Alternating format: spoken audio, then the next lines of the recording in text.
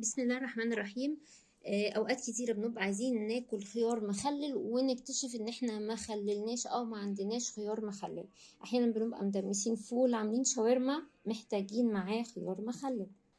هنخلل الخيار النهارده بطريقه سريعه جدا، هتاكلوه بعد ساعتين بالظبط او اكتر شويه. هتاكلوه مخلل وهيبقى كانه متخلل بقاله اسبوع واكتر. تعالوا نشوف هنعمل ايه. اول حاجه لما نيجي ننقي الخيار هننقي الحجم ده كده، اللي هو يعني متوسط، او لو اصغر كمان يكون احسن. انا هنا هخلي الكميه دي على قد الاكله اللي انا محتاجاها على الغداء. والحجم ده هيخش في البرطمان، يعني انتوا بعينكوا كده تعرفوا ان الخيار حجمه هيبقى مناسب جدا في البرطمان اللي هتخلله فيه، وما يكونش تخين علشان يطلع طعمه كويس. اول حاجه بقى هنعملها، هنجيب حله تكون صغيره على قد الخيار، وهنحط فيها كوبايتين من المية. بسم الله الرحمن الرحيم.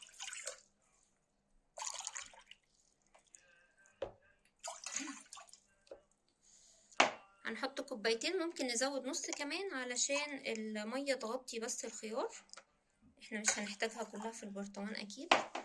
مع الكوبايتين ونص دول هنحط معلقتين ونص من الملح، يعني هي كل كوباية من المية بتاخد معلقة كبيرة من الملح، وده دايما هتعملوه في كل المخللات. وقبل كده خللت معاكم الليمون وقلت المعلومة دي، معلقة 2، وهنا النص علشان النص كوباية. هنقلبها كده ونحطها على النار، وبعد كده هنحط باقي المكونات بس لما نغليها الأول. هنا المية غليت،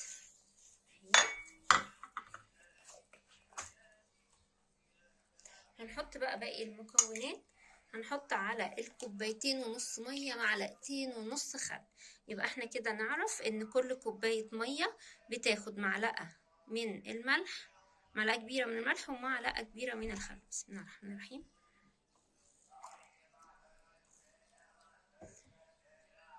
انا بفضل نحط الخل بعد ما المية تغلي، عشان لو الحل عندكم ألمونيوم او حاجة الخل بيتفاعل ويطلع طبقة الألمونيوم مع المية. حطينا بقى هنا الخل، هنحط بعد كده معلقة من السكر صغيرة اهي. بعد كده بنقلب الحاجات دي،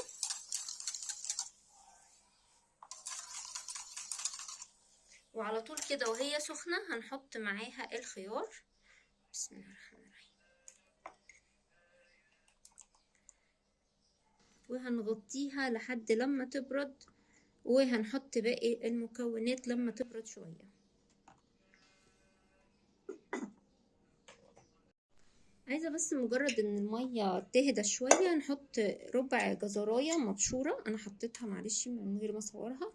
وهنحط فلفل احمر. الفلفل والجزر دول بيساعدوا على ان اللون يفضل عندنا فاتح كده وجميل. نحط الفلفل ونحط فص توم اهوت متقطع، ده فص توم كبير شوية، والتوم طبعا بيدي ريحة حلوة جدا. وهنرجع نغطي عليها الحلة تاني ونسيبها بقى تبرد تماما قبل ما نحطها في البرطمان. وهقول لكم لو عايزين تطوروا فترة حفظها هقول لكم هتعملوا ايه، بس لما المية تبرد ونرجع نحطها في البرطمان. كده بقى خلاص برد خالص اهوت، ريحته طبعا طلعت، ريحة المخلل جميلة. هنبدأ بقى نجيب برطمان كده نضيف وننقل الخيار ده، نوقفه كده.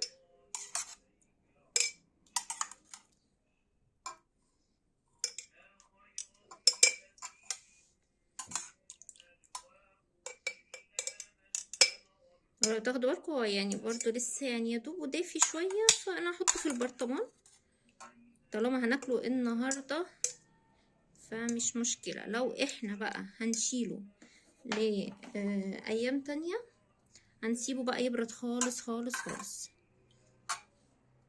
عايزين بس ننقل بقى المية اللي في المية هنا مع الخيار بحاجاتها الجميلة دي. عايزة اقول لكم ان الجزر والفلفل الاحمر بيفتحوا لون المخللات، والثوم طبعا بيدي ريحة حلوة جدا للمخلل اهوت. هنصبهم كلهم كده.